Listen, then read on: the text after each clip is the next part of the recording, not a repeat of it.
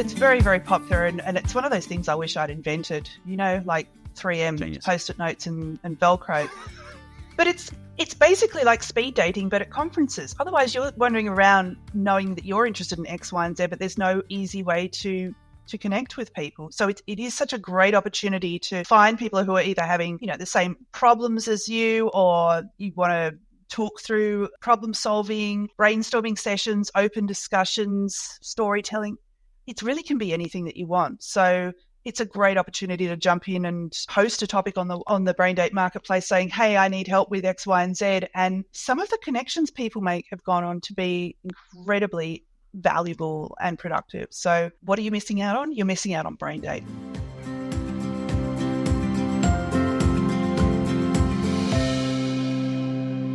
Hi, I'm Dirk, founder of the Koala News. I'm coming to you from Whadjuk Noongar country in Perth, Western Australia. And g'day, I'm Rob Malicki. I'm the CEO of the Global Society, coming to you from Garigal Land. God, I've made a mess of that, haven't I? Garigal Land in Sydney. It's one of those things you say it all the time, too. You think you get used to saying it by now.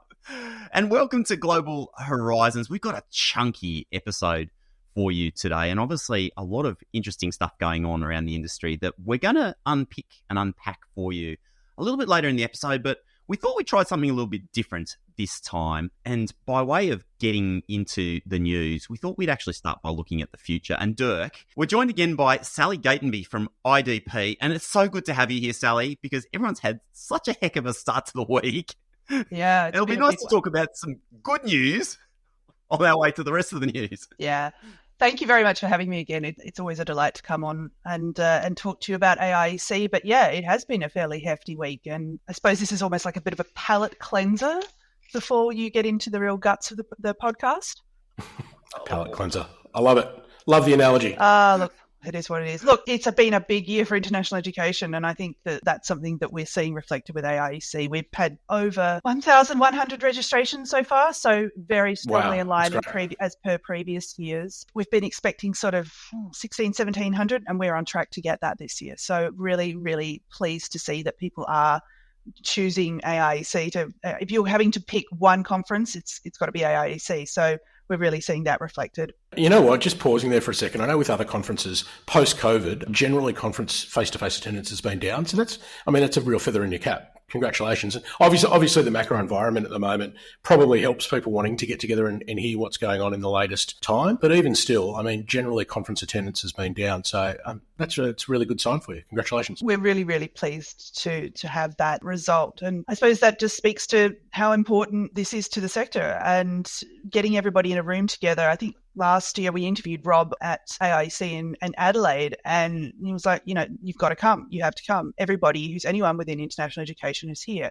And we've got him in a video on our website as part of the promotions as to why on earth should you come to AIEC. There you go. That's the reason why attendance is up. Yeah. It's Rob. It's basically Rob. No credit. I remember that. It was actually really fun. I think you guys mugged me. I can't remember where you mugged me, but it was somewhere in the conference hall. And you're like, can you say why it's important to be? And I was like, hell yeah, I can.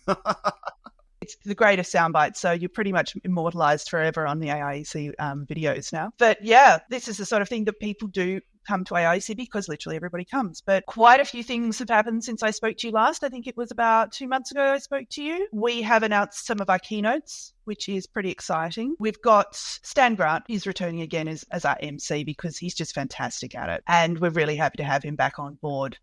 The other person that we've announced is Jordan Nguyen, who's the Australian engineer. And I think I spoke about him last time. But we've since announced we've got Dr. Diane McGrath. Now, she's an environmental engineer, and she's actually been circumnavigating the world in a big sort of yacht. Her focus is mainly on sustainability.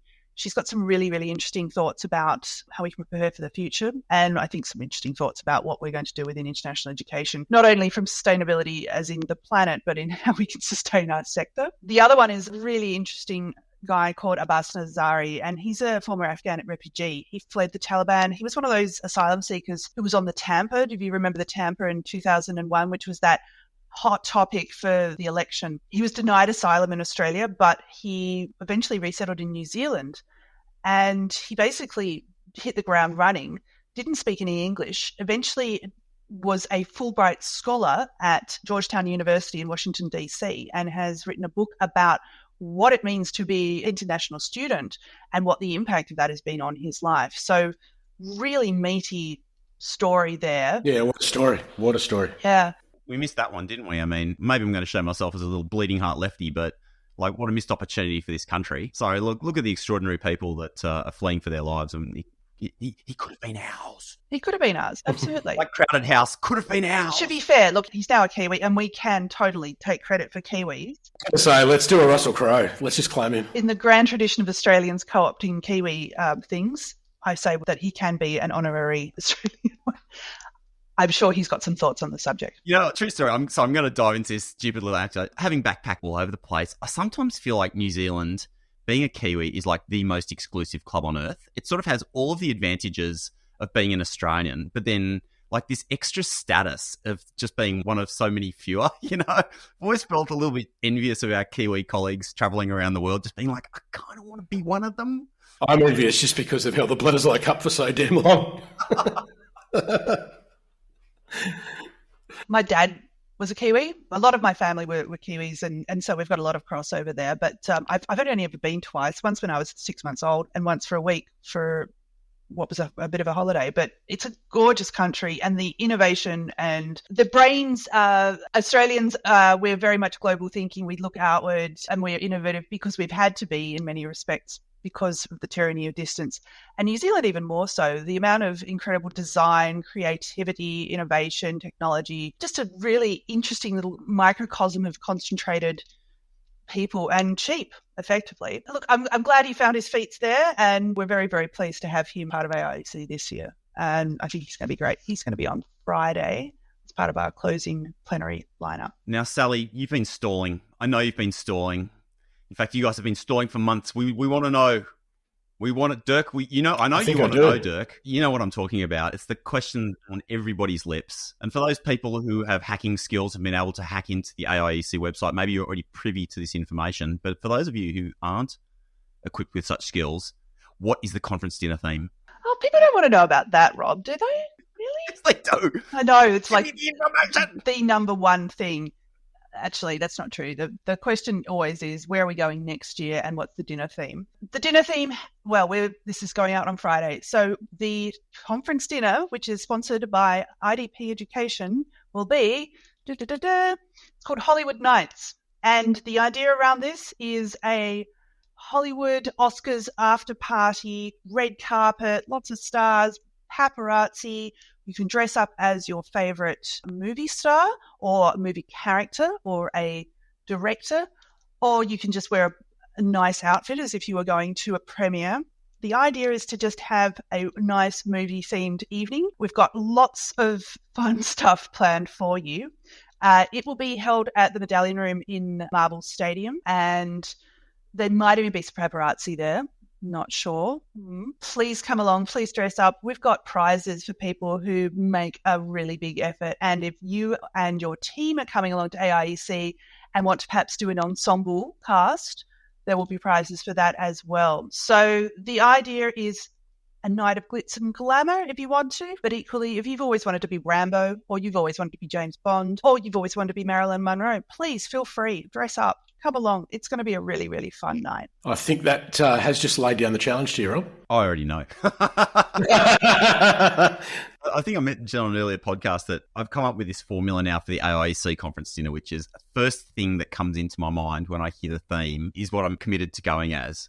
So, yeah, I've already got it. So you're spray painting gold and going as an Oscar? You could. I'd have a bit of time up my sleeve to do the prep work on this one. Quite pleased. Ooh. So, what will Rob dress up as? I'm more interested in what Alex Vaninsky's going to dress up as.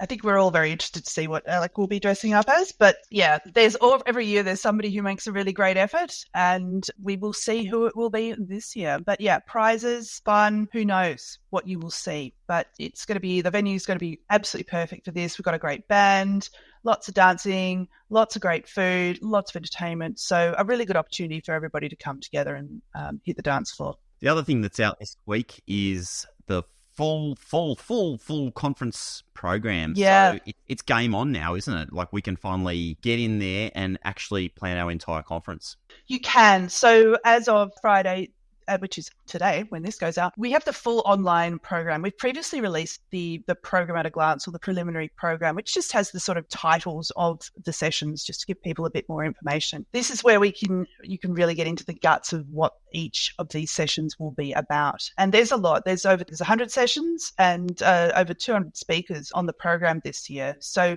this allows you to look at the abstract, what the learning outcomes and objectives are, and you'll be able to start planning your conference now by the format that you like, whether it's a panel session or whether it's a campfire, which is a bit more loosey-goosey, or by your preferred KIAs or key interest areas. So we've got indications on each of these where you can filter and sort by whichever types you prefer and just sort of start to map it all out. Aside from that, is BrainDate already open for us to get into? No. Okay, so the conference app will go live on the 8th of October. And that's when we'll have the BrainDate marketplace open up. And that is where you can go in and start choosing all your brain dates, etc. The other thing that we've got happening when we launch the app is a really cool and new for this year program called the Conference Quest. And this is basically a treasure hunt. And over the week of AIEC, via the app, we're encouraging people to go around and solve the clues. So whether it's taking a photo or whether it's a particular word, it's a way to really get delegates to everything at AIEC, and delegates can win some really cool prizes. Sponsored by Adelaide Uni, so some of the prizes that we've got lined up are pretty nice, I have to say. But if you've ever done a scavenger hunt, whether it was at university, whether it's school, whether you've done geocaching, it's that type of fun thing that we've implemented for this year. So we're really interested to see how people take that and run with it. But I'm really excited to see how it goes too. So yeah, that's pretty much a big update from the AIEC world. Next time, I think we'll get Sham or Louise to come on and talk about more of the program stuff. Looking forward to it. And one last little shout out about the brain dates. So the app is out on the 8th of October, you were saying, which is about 5 weeks out from now, 6 weeks. I'd really strongly suggest to anyone that's going along to the conference this year, if you think you're going to be there, to already start thinking about that in advance. Honestly, last year, that was such a discovery for me, a chance to sit down with colleagues from a range of different areas and just dive into a specific area. And I really feel that if people are already starting to think about that now, a month out, about the sorts of things you really want to get out of the conference, what are you there for? Is it to learn about the caps in details? Is it to learn about learning abroad? Whatever it might be, I really think BrainDate is just an incredible opportunity for you to sit down with half a dozen of Australia's best thinkers on that topic and dig in. So start thinking now about what you really want to get out of this conference and start thinking about who you might want to sit around the table with. Yeah, it's very, very popular. And it's one of those things I wish I'd invented, like 3M, Genius. Post-it notes and Velcro. But it's basically like speed dating, but at conferences. Otherwise, you're wandering around knowing that you're interested in X, Y, and Z, but there's no easy way to connect with people. So it is such a great opportunity to find people who are either having, the same problems as you, or you want to talk through problem solving, brainstorming sessions, open discussions, storytelling.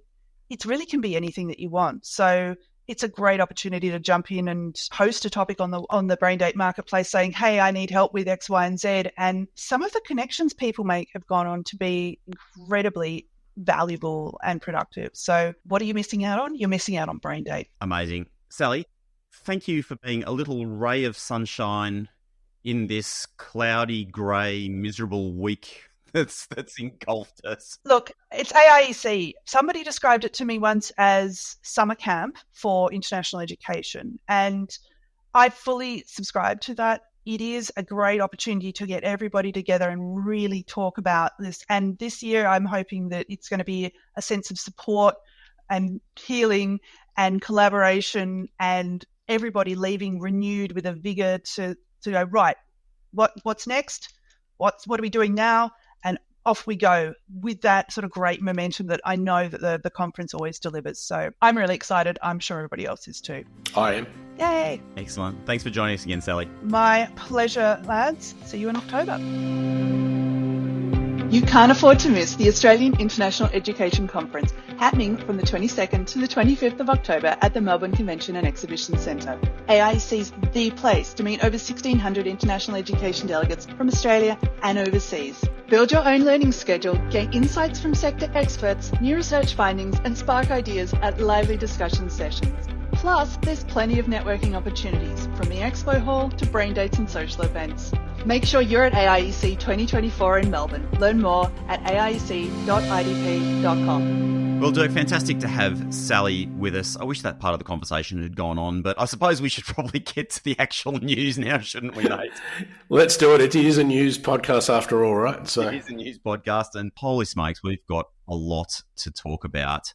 Starting off, well, where do you want to start? Are we starting off with Senate hearings? Are we talking caps? Where do you want to jump in? Mate, there just seems to be so much that's integrated at the moment. Yeah, I mean, let's start with the caps. And I mean, yesterday, we obviously for listeners, we're recording on a Wednesday for a release on Friday. Caps were released yesterday, or should I say national planning levels. So there's a whole series of new kind of nomenclature that's come out around the caps. So the new national planning levels. I think we call them euphemisms, Dirk. Euphemisms. So they were announced yesterday. Obviously, a press release by a number of ministers, headlining by Jason Clare, the Education Minister. Yeah, look, I mean, by now, I think most listeners would know what's in there. But from a top line, the magic number is 270,000 commencements for international education or for international students for the calendar year 2025. I guess that needs to be prefaced by the fact that the bill, which is still before a Senate committee at the moment, needs to be passed, I guess, in its current form or without amendments around the minister being able to make these determinations. If it is not, then obviously it goes on the back burner. And depending on what any amendments that may be made to the bill that may impact this, that also needs to be considered. So this discussion is very much predicated on the point that the bill gets through and the minister has the power to do this. So there's a watch and see sort of bit there. So 270K is the top line, and luckily we had that broken down in the press release. So there's three kind of breakdowns of that. The first one is around publicly funded universities. They're going to be allocated about 145,000 places, and the government seems to think that's around the 2023 levels. Now, I'm going to put an asterisk on that because I want to come back to that number specifically, because that's going to be really, really important to understand how that's broken down. I'll quickly just mention the second one, which is, I guess, for other universities and non-university higher education providers. So we're talking, I think, Bond University, Torrens, and other higher education providers. That will be around 30,000. So again, when we look at that, how does that sit in the overall scheme of things? I think the numbers need to be broken down probably a little bit more there, but we'll see how we go. The last one is around VET, and there's been 95,000 places allocated for VET. Now, how does that look against the numbers currently and the numbers at the end of last year? Long story short, if there's 145,000 international for the public universities, there are approximately 152,000 new higher education commencements in 2023, excluding higher degree research. So one could argue at a top level, that's actually not too bad. I mean, it is a decrease of a little bit, excluding higher ed, but here's the asterisk. There's a number of carve-outs. So the carve-outs to this, now I'll read all the carve-outs and then I'll come back to higher education. School students, higher degree by research students, students undertaking standalone English programs, non-award students, including short-term exchange students, Australian government-sponsored scholars, students that are part of an Australian transnational education arrangement or twinning arrangement. That's the one I'm going to talk about. Key partner foreign government scholarship holders and students from the Pacific and Timor-Leste. So if you're thinking... Sorry, just for clarity, Dirk, when you're talking about carve-outs, those groups of students, school students, higher degree by research, etc., they are excluded from our 145,000. So they're excluded from the 270, and that's what I'll come back to. So the major one in the higher ed, in my view, I mean, there's a number, right? So there's obviously sponsored scholars, there's all sorts of, exchange research students from Pacific and Timor-Leste. But the big one in this group, in my opinion, is that T&E arrangement. And what we've seen over time in international education is that when government makes a policy change, and I don't want to simplify this too much, but generally the sector is like an under sixes soccer team. They all run to where the ball is. I wonder whether over the next 12 to 18 months, we're going to see T&E arrangements, twinning arrangements just go berserk overseas because they're going to be excluded from the cap, whether that might happen. Now, the other thing is what percentage or what population, and this is the really hard one to tell, of current twinning arrangements. So if you think about China, for instance, there's T&E programs scattered all over China. If you think about Malaysia, Singapore, there's tons of T&E twinning arrangements already exist. Australian universities offer, I guess, advanced standing or credit to a lot of these things. Will they now be more formalised into a twinning program? So there's a whole bunch of things in that space where I just think that's a really, really big one. I get the carve out because I think you don't want to disadvantage students that have enrolled in a program offshore that will, for the want of a better word, matriculate into an Australian degree. So you don't want to disadvantage those. But I wonder whether this is going to drive a behaviour now, which is, I guess, not present at the moment. So that's the big one. Stuff would be on the list. Yeah, possibly not. So again, when you go back and you think the 145,000 in that cap, excluding the ones that we just spoke about, and there were 152 new higher education commencements in 23, overall, I think, there's got to be, what's the difference? 7,000 students there. There's got to be 7,000 students easily in that carve-out group, if not more. So one could argue at a top-line level, what's the purpose of this? And then the next question then becomes, if it's not about overall numbers, then it becomes about distribution. So when we start talking about individual university or individual institution caps, now we're talking about a real managed system where the pool hasn't really shrunk at all, but now we're looking at moving students around. And as Andrew Norton points out, that's a really, really dangerous thing to do because students who want to go to a prestige university who, for the want of a better phrase, is over-enrolled at the moment in the view of the government, those students may not actually want to cascade into another institution in Australia. They might just go to the UK and seek another prestige university. So Andrew's view and is very much that cap of 270, we probably won't even hit that because of that very reason. It's a very valid sort of preface, I guess. So yeah, it'll be, mate, interesting times. And again, all of this is predicated on the bill passing in its current form or not impacting the minister's ability to do this. Watch this space. And without a doubt, we'll touch on that when we start to talk about the ESOS Senate hearings that have been going on. Mm-hmm. But maybe we dive into the vet side of things because Yeah, this is where the pain hits, mate. There's a lot of pain coming for that sector, isn't there? Yeah, absolutely. So look, vet providers at the moment, the cap or the planning level is about 95,000. In 2023, there were 190,000 new commencements. And our year-to-date May data, there was 103,000. So if you think that's just under half a year and it's already exceeded sort of that planning level area, that's going to be significant. There's probably a lot of pain to come from that. There is, I guess, some leniency, if I can put it that way, for vet providers who also educate domestic students. So look, Tracy Harris did a wonderful job at analysing this, and I'll just read this paragraph that she did. Private vet sector providers will also be penalised if they have high concentrations of international students. In letters sent to providers by the Secretary of the Department of Employment and Workplace Relations and seen by the Koala, private vet providers with an international population of more than 80% in 2023 will have a lower 2025 allocation. Private vet providers with an international student population of less than 80% in 2023 will have an enrolment limit set at approximately their 2024 level. When you think about that and then you think about the overall cap, I think there's still quite a bit of work to be done in that space to ensure both of those align. I'd be fascinated to see all of the modelling on this because obviously you've got a huge number of CRICOS registered providers and they all have individual numbers and the like. You just kind of wonder down to what level of granularity the department has gone to model this stuff. Yeah, it's really interesting you say that because that was a topic of a session in the day 2 hearings of the Senate committee. And I tell you, between the Department of Education, Department of Workplace Relations and Treasury, they all held that very, very close to their chest. They weren't keen to use the word modelling at all. They all indicated that they had done some work that was provided to Cabinet. But you're absolutely right. I mean, there's got to be models around here. And I think there was, I don't want to overstate it, but at one point there probably was a suggestion that significant work had been done for Cabinet and there had been different scenarios planned. So whether we want to use the word modelling or work, it's pretty much a by-the-by point. But there's definitely been a lot of work being put into this that will probably never see the light of day because I think they're trying to tie that up into a Cabinet process, which is sealed. I can't even remember what the date is, but what is it? Is it 10 or 20 years until Cabinet documents are released? Yeah, 20 years. So we may not find out for some amount of time. And, and can I add that the frustration of the senators who were asking the questions around this was clear to be seen as a spectator watching, I was also frustrated. This is our national policy, and we're not even being able to talk publicly about some of the modelling and some of the considerations that may be being taken into account. Yeah, quite incredible. Shall we move on? And this is like Len, just to pause here. Are we ready to move on to the ESOS stuff, or did you want to touch on the? Yep. Okay, so let's just hove straight in. Thanks, Len. So that's probably a good point for us to transition from the CAPS announcement onto the second day of the hearings into the ESOS Act. Dirk, my biggest question: did you have the popcorn out again? Did you have to stay on the couch chewing popcorn?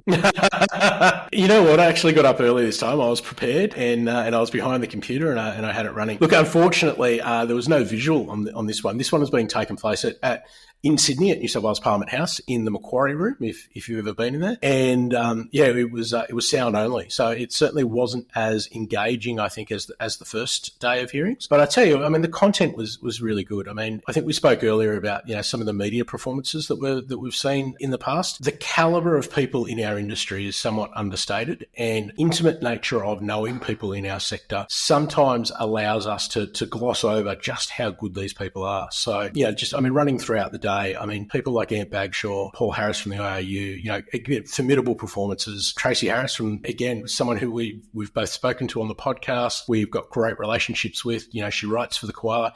Again, outstanding performance. Andrew Norton. All of these people just back up and back up and back up, and they're outstanding individuals. The one that I want to make a special mention of, if I can, is the newly appointed, I think he's been in the job 4 weeks, Vice-Chancellor of Western Sydney University, George Williams. George is a constitutional lawyer, I believe. And mate, I've got to tell you, I've seen a few things of George's over the time. I kind of put my hand up and say I'm an alumni of Western Sydney, so I kind of do watch that space, with great interest. It's close to my heart, and I love seeing the role that Western plays in Greater Western Sydney, which is where I grew up. But this guy just nails it. I don't know what it is. Every time he speaks, he just seems to nail it. I mean, he puts Western Sydney before the university. He very much has a view that the university is there to serve the community. And that rung through again in his opening statement. Being a constitutional lawyer, I think, puts him in a unique place to be able to read legislation, interpret it, and be able to give constructive feedback, shall we say. So in his opening statement, and a number of people have posted on LinkedIn to say it was one of the most impressive opening statements they've ever seen, he just took it down. I mean, he starts off by, literally just saying this bill is remarkable in many respects. And then literally point by point by point, from ministerial power, overreach to just drafting points, just took it down and was able to give concrete examples around how, the ministerial power in this bill would be akin to something in a biosecurity bill. Like, it's just that the overreach was just phenomenal. He finishes it off with a really analogy. I'm not sure what the best way is, but I've heard it before from many other people. But the way George phrases it was just really, really good. And he says something along the lines of, imagine in the mining sector, if the government told miners how much they could export, tear up their contracts if they exceed it by exporting just 1 tonne more than what it needs to be. Given that contracts are negotiated 12 months, 2 years in advance, it's unbelievable. Like, it's just, you could not even begin to think that could happen in the mining sector, but it's happening in education, or that's what the proposal is for the legislation. An amazing performance by the Vice Chancellor, and really look forward to seeing him progress over the next little bit. I thought one of the interesting comments that he raised was around the constitutionality of it, and the fact that the Commonwealth cannot discriminate between states, and yet Northern Territory is a territory, but they're looking to discriminate on a geographical basis. And from what I read in the Koala, the suggestion was that ain't constitutional, boy. Quite possibly. I mean, and so this is again, it's a really good point that you raise, and one that I was going to bring up later. 2 weeks, a week and a half ago, so last weekend, the Northern Territory went to election. A few days before the election, the Chief Minister of the Northern Territory announced that the NT was exempt from caps. Now, no one else could actually verify that. Information that went out yesterday to providers in that carve-out, you'll notice that there was no formal recognition of location in those carve-outs. So there has certainly been a lot of discourse publicly by the Minister about regional universities. Obviously, Scott Bowman and the team if I can say, Team NT have been pushing really hard about the NT's case, and it's a valid one, right? It's a really valid one. But there was no mention of location formally in the communication. When you say it's unconstitutional, boy, maybe that's something that got picked up out of the hearing and got parked around the corner, because there's certainly no mention of it. What I suspect will happen is that regional institutions and ones in locations of choice will certainly benefit from those caps or from those individual institutional caps, but I don't think it will be publicly noted or will be rationalised in the way as articulated by the Vice-Chancellor of Western Sydney, George Williams, in his discussion, probably on that point. There's no need to. They have full control over where they set the caps for who, so there's actually no need for them to put their neck out and do anything on a geographical basis. So, yes, very well spotted. Yep, but it'll be really interesting, Rob. It'd be really interesting just to hear what the public what the discussion is around inner city campuses versus regional campuses over the next couple of weeks, because you're right. And I think, again, George brought up an amazing point in that. Interestingly enough, if I can go on about the new Vice-Chancellor, Sarah Henderson, the senator from, I believe, Victoria, asked her first question, asked him about his pay, his new pay. The relevance of that to a Senate committee that's looking at the ESOS bill, I'm not sure. However, apparently it not only seems this guy's impressive and, a smart, deep thinker who communicates very well, he seems like a pretty good bloke too, because apparently he's taken a haircut with most Vice-Chancellors, was quite happy to, view with the discussion with the Chancellor and the Chancellor Search Committee that his role at Western Sydney now be pegged to a secretary role within, I believe it's the federal government, and have his pay, essentially benchmarked against that. Whether this will be an ongoing trend amongst new appointee vice-chancellors, I'm not sure. But it was a really interesting point that Henderson rose, and he answered it very, very well. And I've got to say, if this is going to be the trend, then that whole discussion about high VC pays we might just be starting to see the change in this space now. Yeah, seems like a smart, well communicated and good guy. I definitely enjoyed that. I was also intrigued that the senator would jump in on salary and then followed up with a question. Who was the VC that she asked later? Was it Scott? You Sid? From Sydney, yeah. Yeah, Mark Scott followed up asking him questions. You wonder what the rationale is behind that in an international education committee, as you say. I think if I'm reading the tea leaves right, it's about pointing out the top end of town. Yeah. Yeah, and certainly the questions that ensued around, I think it was a $750 million investment in a medical research centre. The senator used the term gold plating, which the Vice-Chancellor of Sydney, Mark Scott, didn't take very well. I don't think gold plating was probably the right phrase, but I think there's certainly a view that elements of government are trying to paint the group of eight as the top end of town, and that their over-reliance on international students is allowing them to, or the perceived spending money in places or excessive money in places, which Scott answered really, really well. I mean, he basically said, we are the top end of town and we don't shy away from that. And $750 million to a medical research facility, which is only present in a couple of places around the world, is something that this country needs and Sydney needs and the Research Institute needs, to which he didn't really leave the senator much room to manoeuvre. So it was a really good response, and a really interesting, is the word argument, or back and forth, if I can put it that way. I don't know why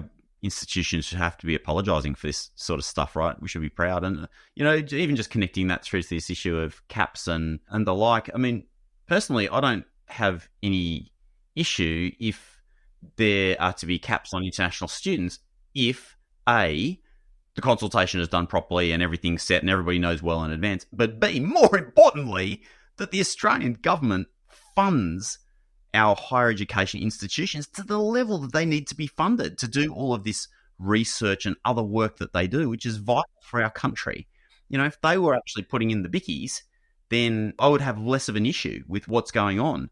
But if you're not prepared to put the cash on the table, then they should just get the heck out of the way. Yeah, no, I agree. I saw a post on LinkedIn. I think that the situation is, when you look at the distribution of international students, obviously urban centres are favoured over regional communities. And I remember once thinking about this when I was at Murdoch here in Perth. We would go to India, and we would go to one of their smallest towns.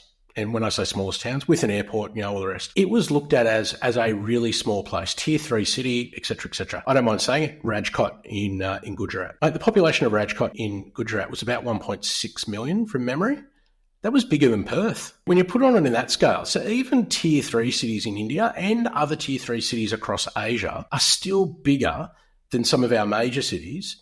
Imagine going from a town of, let's say, not to mention, let's say Rajkot, 1.6 million, where you can get pretty much anything any time of the day. And then, or, let's say a place like Shanghai or Beijing or Mumbai or Delhi or Singapore or any one of these cities, and then going to a town, which, don't get me wrong, I quite like, but might have a population of 25, 40,000. Things shut at 5 o'clock.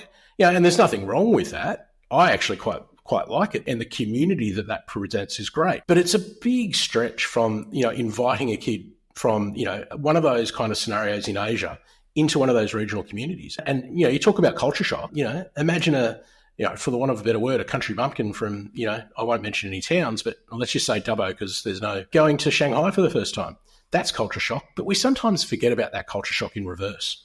So obviously, going to an urban centre where there's a population and a lifestyle which is consistent or semi-consistent with what you're used to at home makes a lot of sense. All right, so Dirk, at the end of all of that, what's the shakeout? Like, where are we likely to fall? What's likely to happen next? So the Senate committee, I believe, is due to wrap up by the 6th of September. And there's 2 parliamentary sitting times, once in September, once in October, I believe. It really depends, I guess, on what the Senate committee report comes out with, and then obviously it will go to the floor of the Senate for voting, whether there's any amendments proposed. These are the conversations that I've had in the last sort of 48 hours. If you look at the Senate committee hearings and you've been kind of, if you've spent the time kind of watching them, there hasn't been too many people in support of this bill, or particularly around the CAPS area, the ministerial power area. So, and Senator Faruqi is very keen to see that scrapped. That seems pretty obvious. In response to the announcement yesterday, the Liberals came out and said that they're not opposed to caps,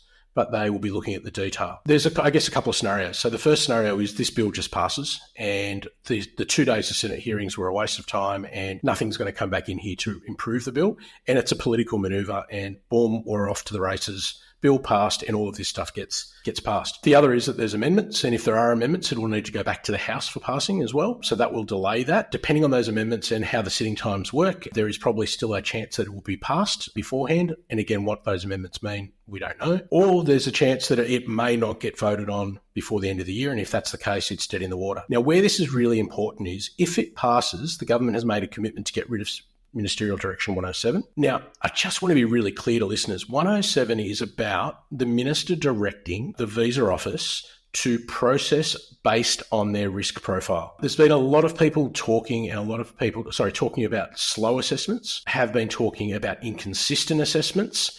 Now, the slowness might get taken out by someone who might be in a lower assessment level, but I think there's 2 things here. So one is around the assessment levels will still exist, but they just won't be applied to visa processing.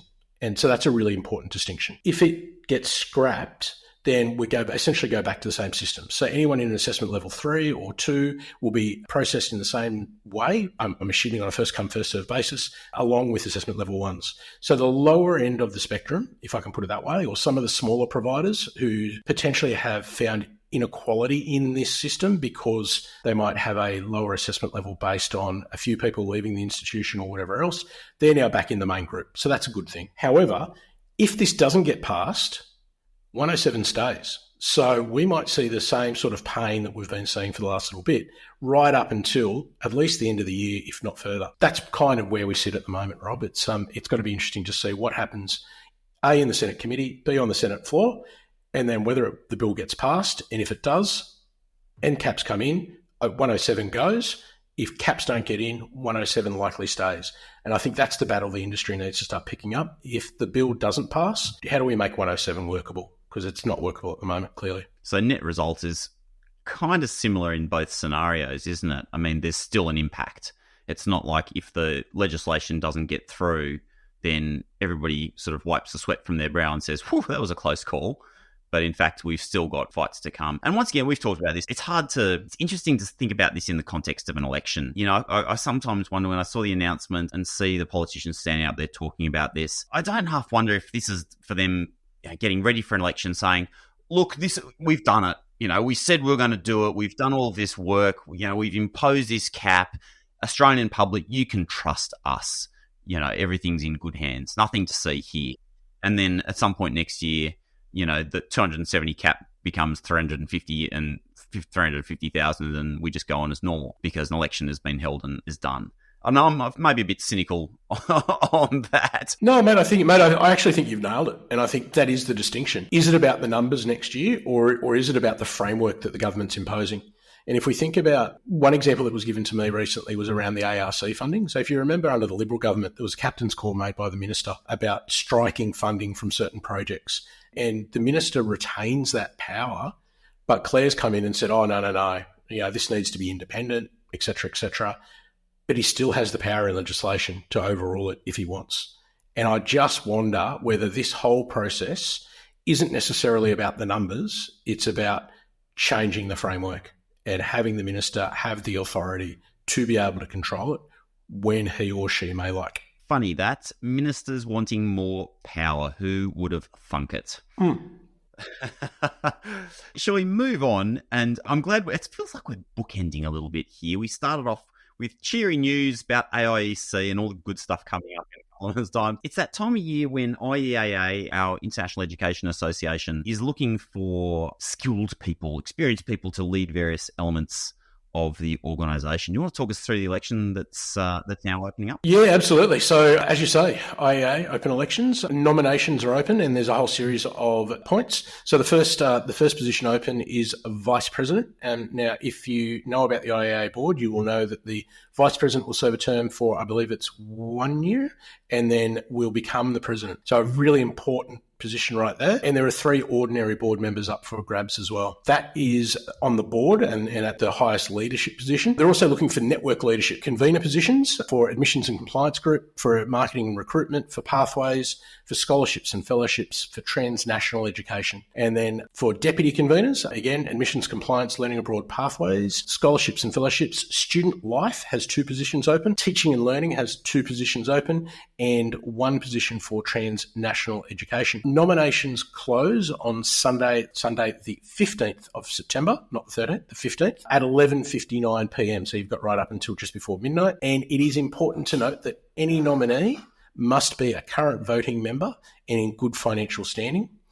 Nominators and seconders must also be current financial and voting members. So you've got to be in the tent to make a difference.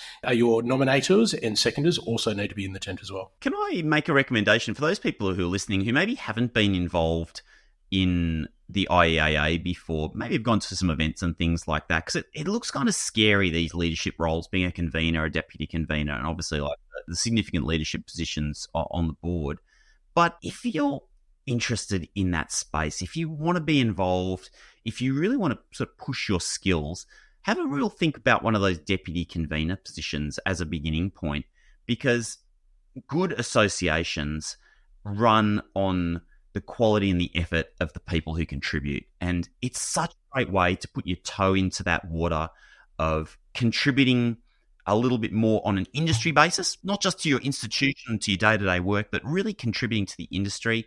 And deputy convener positions, you're working with other people, another deputy convener, a convener, and you're getting that guidance and support. It's just such a fantastic way to start leveling up your leadership skills and your personal network. So if you've never thought about it before, give it some thought. I highly, highly recommend it. Couldn't agree more. And one of the things that always stands out to me for these positions is the oversight that you get on best practice, and being in a position where you get to see what other institutions are doing, how they're doing it, what really works. It's just intangible, A, for your own knowledge and the way that you approach your own job and work in your own institution, but for your institution as well. I mean, the efficiencies gains without having to work through processes all the time because a certain model has worked somewhere else. Just the exposure of that information is just so vital. So I couldn't agree with you more, Rob. And as with all of these things, as with AIEC, the more you put in, the more you get out. So couldn't recommend volunteering more. You would be amazed, if you're interested in being in this sector and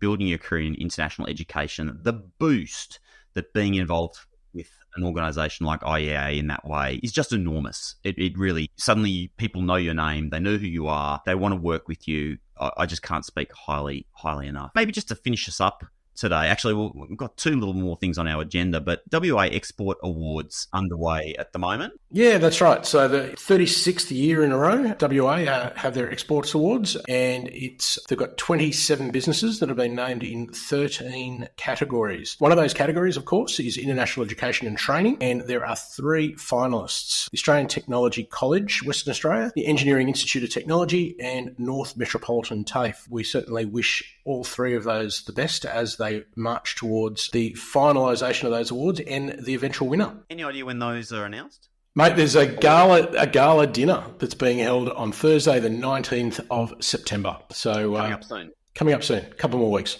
Good. And look, so to finish this up now, we've talked a lot about, when we're talking about international education, we've talked a lot about the inbound side here, about student recruitment, international students, caps and the like. But of course, there have been some major changes that have been announced to the new Colombo plan. And in fact, I've managed to wrangle Kent Anderson, Deputy Vice-Chancellor Global from the Uni of Newcastle, who's going to come on the podcast to break this down. Originally, we had thought we might weave it into this news episode, but there's just so much to digest. So please keep an eye out in your podcast feed for the special episode on the changes to the new Colombo plan. I understand a lot of people don't see a lot of the outbound side, but it really is the other side of the coin. And the new Colombo plan has been the critical piece of that side of international ed for the last decade. So these changes are quite significant. And so very lucky to have Kent joining us on the podcast to dive into those changes in a special episode. Well, hope you've enjoyed this flipped format for the news. So our guest in first and then followed by the news. And look, if you've got feedback for us about Global Horizons, we always love to hear it. I mean, every time I run into people around the traps, people are always telling me different things, but I'd love to hear from you by email. You can just email me, rob@globalsociety.com.au. Love to hear from you if you have any suggestions for the podcast. That could be guests, it could be news. And of course, for all of your international education news, thekoalanews.com is your source of information and truth. And once again, Dirk, thank you for all the work you do keeping the whole industry up to date. You've been very busy lately. It's been a very, very busy couple of weeks, Rob, I don't mind saying. But no, mate, it's been great. Hopefully the next couple of weeks won't be as intense. Fingers crossed. Good to see you, mate. See you next time. All right. Cheers, Rob. The Global Horizons podcast is brought to you by the Global Society, Australia's learning abroad support company. For about 10 years, the Global Society has been supporting Australian learning abroad teams with technology, training, consulting, strategy, marketing, you name it. We all know that learning abroad is time-consuming and complex, so if your team could use a little bit of extra support, reach out to the Global Society, globalsociety.com.au. Today's episode was recorded on Garigal land in Sydney, and we pay our respects to elders, past, present and emerging. Thank you. See you next time.